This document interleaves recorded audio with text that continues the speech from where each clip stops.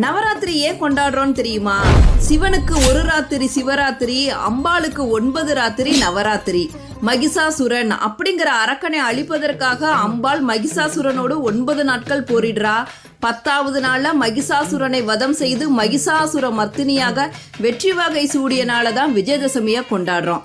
புரட்டாசி அமாவாசைக்கு பிறகு வரும் அந்த 9 நாட்களை தான் நவராத்திரியா அம்மனை நினைத்து நம்ம வழிபடுறோம். நவராத்திரியில முதல் 3 நாட்கள் சக்தியை தரும் துர்க்கையாகவும், அடுத்த 3 நாட்கள் செல்வத்தை தரும் லட்சுமியாகவும், கடைசி 3 நாட்கள் கல்வி ஞானம் தரும் சரஸ்வதியாகவும் அம்பாளை வழிபடும் வழக்கம் இருக்கு.